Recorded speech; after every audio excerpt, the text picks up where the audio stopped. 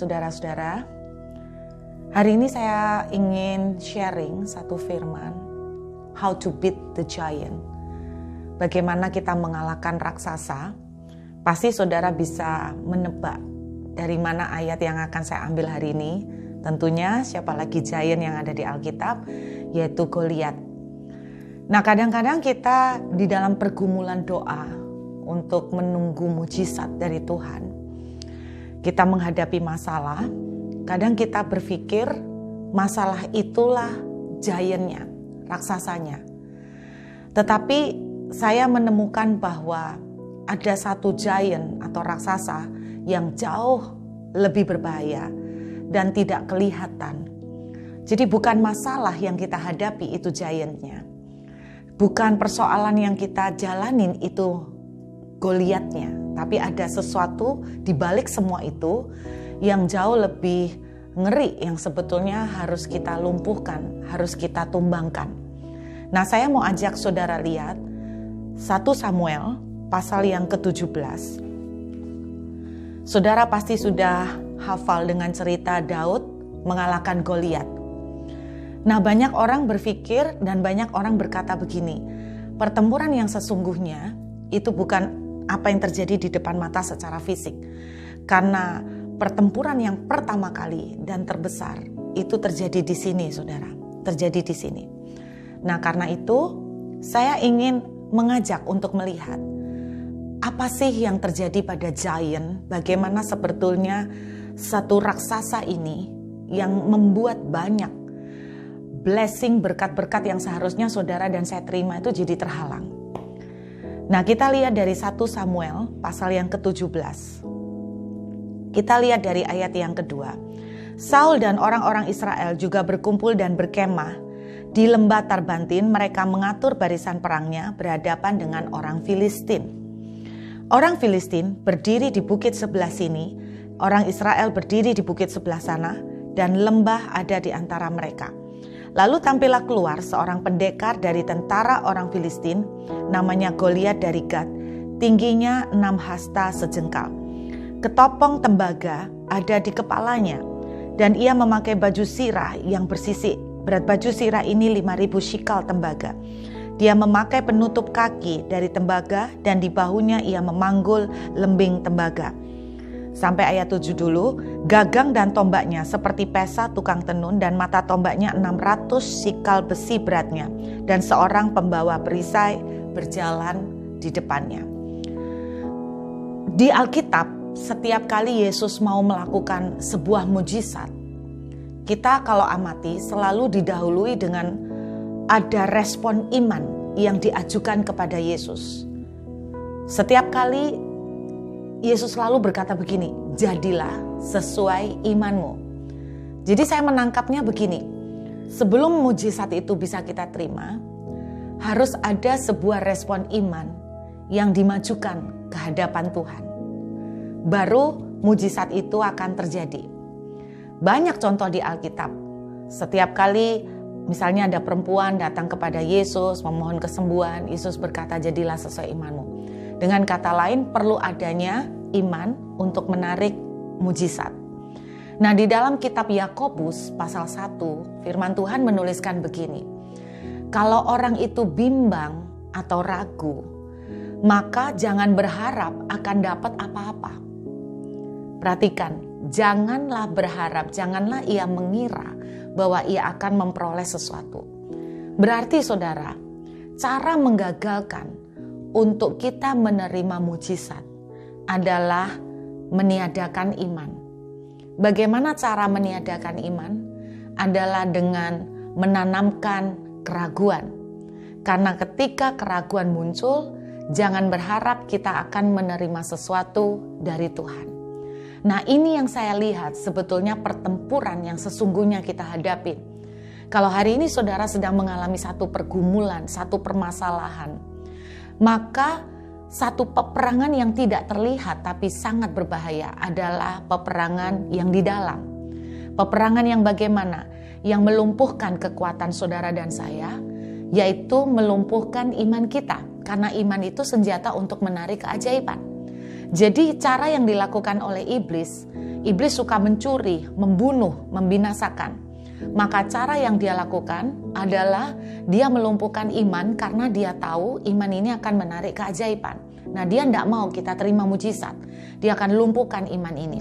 Nah, saya akan ajak saudara melihat bagaimana cara dia melumpuhkan sebetulnya senjata pamungkas kita ini.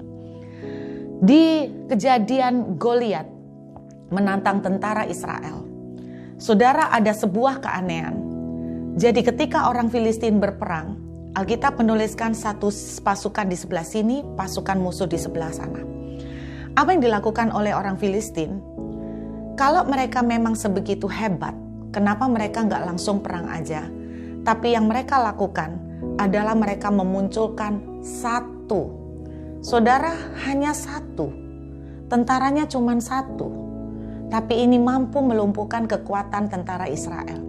Satu tentara yang bernama Goliat. Alkitab menuliskan di ayat yang ke-16, orang Filistin itu maju mendekat pada pagi hari dan pada petang hari. Demikianlah ia tampil ke depan 40 hari lamanya. 40 hari. Tiap hari. Pagi, sore. 2 kali sehari. Apa yang orang Filistin, cuman satu loh saudara, cuman satu, nggak butuh banyak untuk melumpuhkan kekuatan tentara Israel. Yang dia lakukan sama. Alkitab menuliskan, dia cuma bilang begini, ayo katanya kamu hebat, mana Tuhanmu? Sini, kalau kalian berani, ayo keluarkan satu orangmu hebat, ayo sini hadepin aku. Saudara, cuman itu. Dan Alkitab menuliskan, dia melakukan itu 40 hari. 40 hari. Saya jadi ingat kenapa 40 hari ya. Saya punya satu anak rohani yang dia bergerak di dunia psikologi. Dan dia pernah cerita sama saya bahwa kenapa sih kita ini kalau belajar untuk memperkatakan sesuatu atau kita memulai sebuah habit, katanya dia, kalau kita lakukan secara konsisten terus menerus minimal sampai 21 hari. Kalau kita udah lakukan secara konsisten 21 hari itu terus menerus, maka kebiasaan baru yang kita bangun itu tadi akan menjadi lebih gampang. Akhirnya akan menjadi kebiasaan yang spontan, akan lahir dalam hidup kita. Nah, saudara bayangkan kalau ini lebih dari 21 hari, 40 hari. Yang dilakukan oleh Goliat adalah terus mengeluarkan kata-kata intimidasi.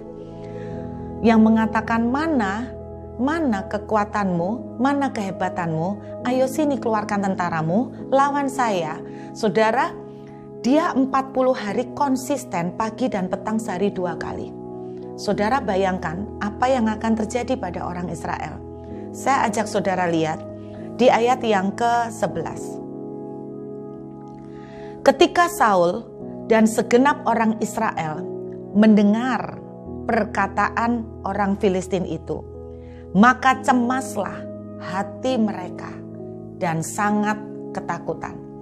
Ini yang dilakukan oleh kekuatan jahat untuk melumpuhkan kekuatan saudara, sehingga saudara dan saya tidak menerima kemenangan.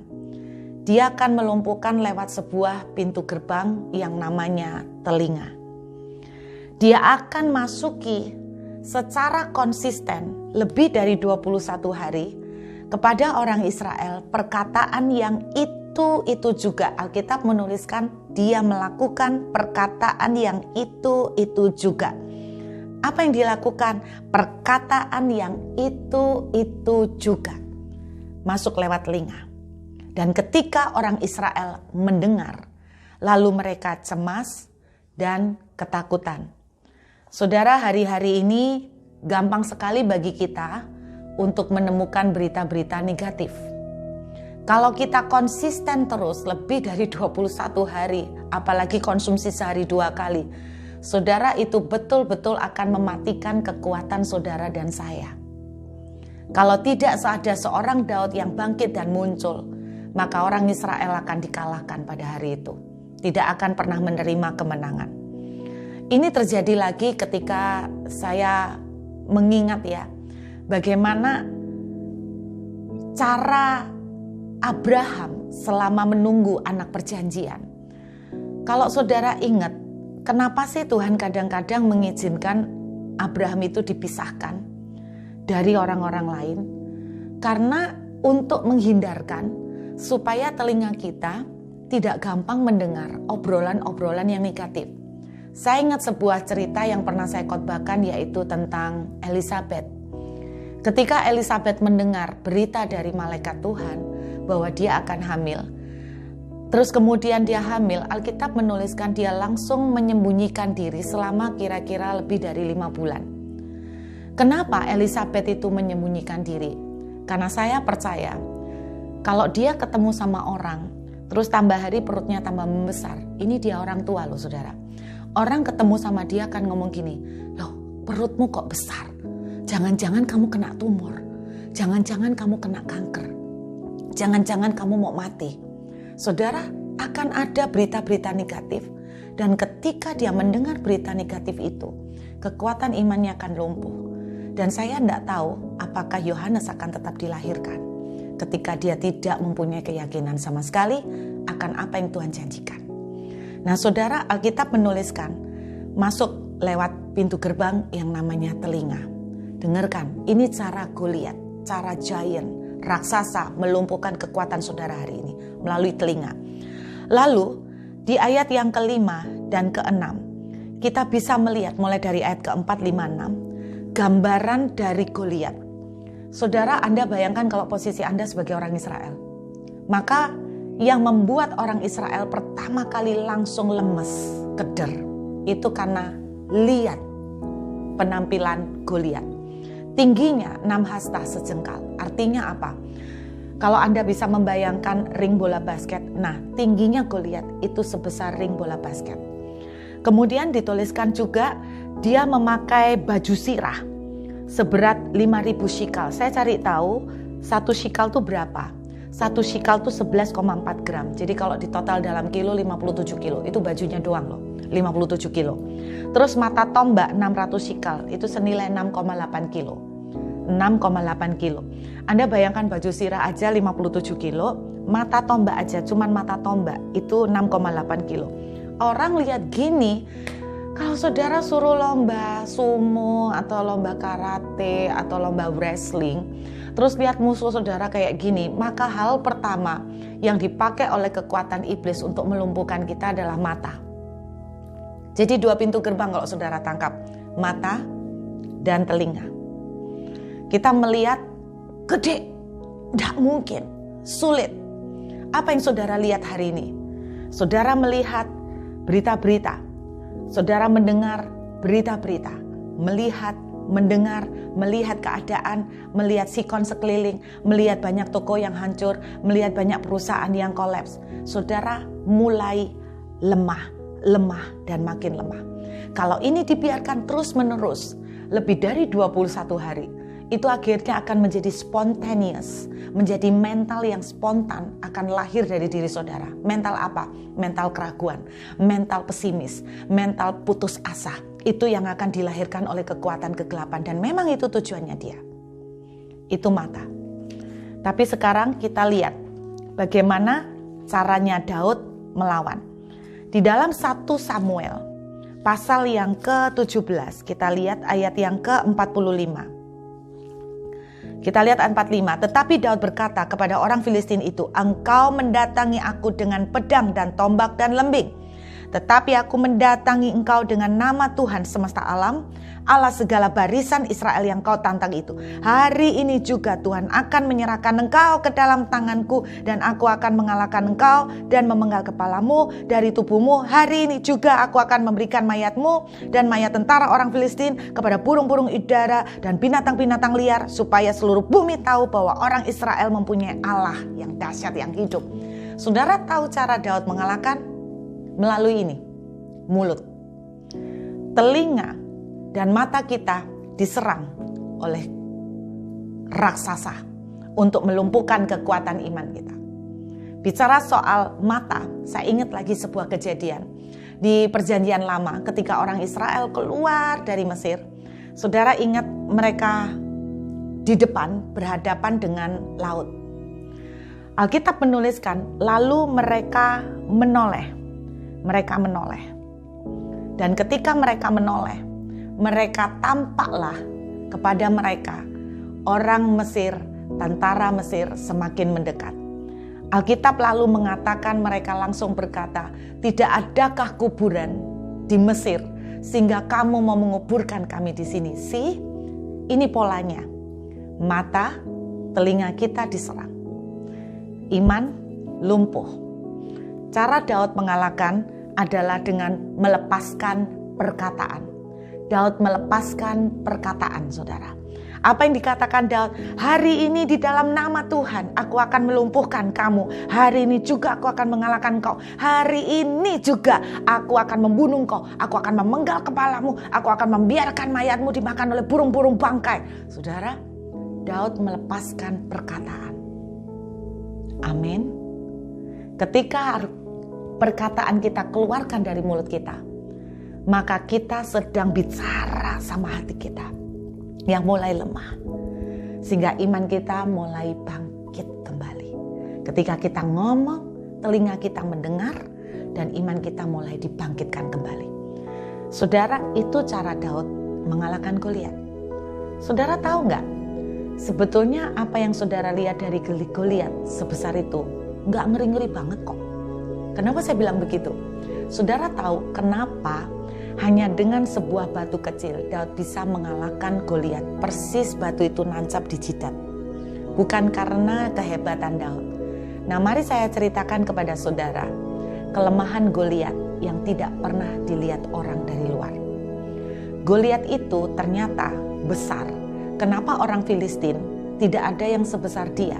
Kalau memang keturunan orang Filistin besar-besar, kenapa cuma satu Goliat aja, tentara raksasanya? Karena Goliat memang punya kelainan. Di dalam dunia medis, mereka menyebutnya dengan yang namanya satu penyakit gigantic disease, yaitu hormon pituitary yang merupakan hormon pertumbuhan itu berlebihan dibandingkan orang-orang normal lainnya. Karena berlebihan itu sebabnya orang bisa sangat gede, sangat tinggi, sangat besar. Itu yang pernah terjadi di Sidoarjo. Ada seorang ibu yang pernah mengalami gigantic disease, jadi besar banget badannya. Nah, itu yang dialamin oleh Goliat. Nah, orang yang terkena gigantic disease akan punya beberapa kelemahan.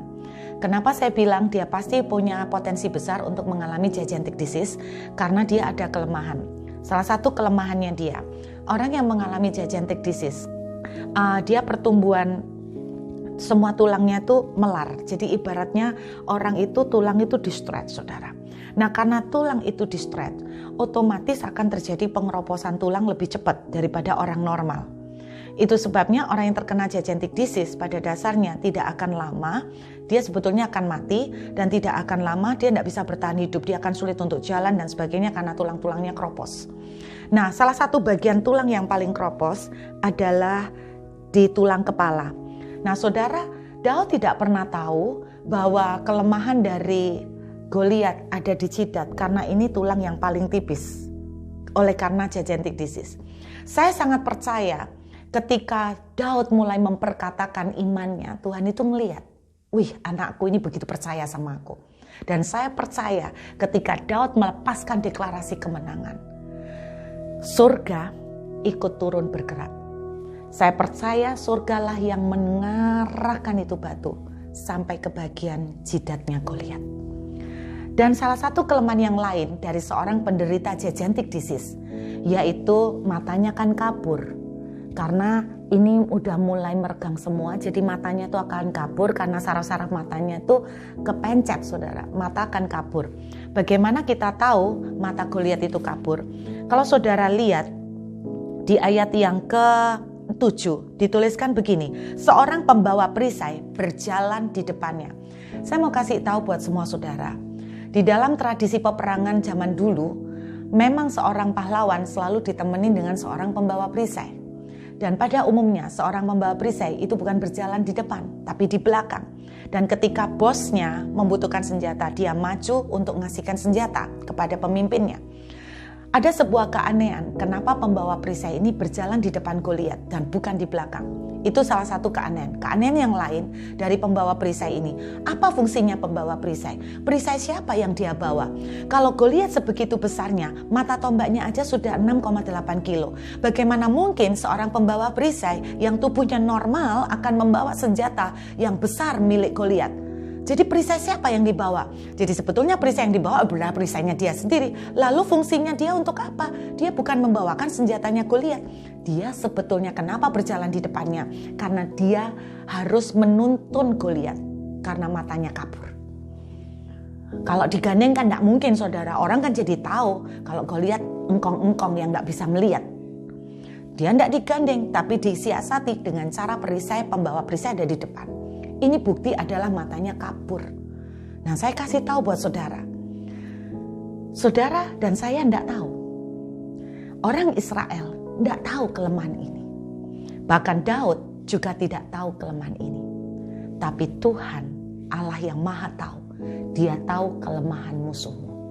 Saudara dengarkan, dan kelemahan musuh kita sudah jelas. Dia sudah dikalahkan. Tuhan tahu kelemahan itu. Bagian saudara dan saya adalah belajar seperti Daud. Ketika hari ini engkau mendengar, engkau melihat hal-hal yang negatif, yang buruk, yang membuat engkau ragu, yang membuat engkau melemah imanmu. Lawan dengan declare, perkatakan, Allahku telah memberikan janji. Dia akan menepati apa yang Dia janjikan. Tuhan tidak pernah gagal. Hari ini juga aku akan melihat kemenangan dari Tuhan. Hari ini aku akan melihat pintu terbuka. Hari ini pasti akan ada jalan. Sekalipun tidak ada jalan di depan. Tetapi Tuhan sudah berjanji akan menyertai aku di dalam masa COVID ini. Tuhan berjanji tidak akan membiarkan aku. Tuhan berjanji akan menolong keuangan kami. Tuhan berjanji akan memulihkan keluargaku. Tuhan berjanji akan memulihkan anak-anakku. Apa yang Tuhan janjikan, langit dan bumi bisa berlalu. Tetapi apa yang Tuhan janjikan tidak akan pernah gagal. Lawan dengan deklarasi. Kalau Goliat, setan, kegelapan, gencar lebih dari 21 hari. Kenapa saudara tidak lawan? Gencarkan lebih dari 21 hari. Sampai yang namanya memperkatakan kemenangan. Itu menjadi kebiasaan yang spontan keluar dari saudara. Karena itu bangkit, jangan nyerah. Masih ada harapan. Seburuk-buruknya penampilan yang kau lihat di depan mata. Seburuk-buruknya keadaan yang kau harus saksikan sekarang di depan matamu. Tuhan tahu celahnya. Tuhan tahu titik kelemahannya. Tuhan tahu bagaimana membuka pintu. Saat engkau melihat semua pintu tertutup. Saat engkau melihat semua bahkan tidak ada jendela. Sekalipun pintu tertutup, Tuhan bisa dobrak semuanya. Tuhan tahu jalannya. Saya ingatkan pada saudara, kuatkan hatimu, bangkit dan deklarkan kemenangan saudara. Hari ini aku akan menerima kemenangan dari Tuhan. Dalam nama Yesus, Tuhan memberkati.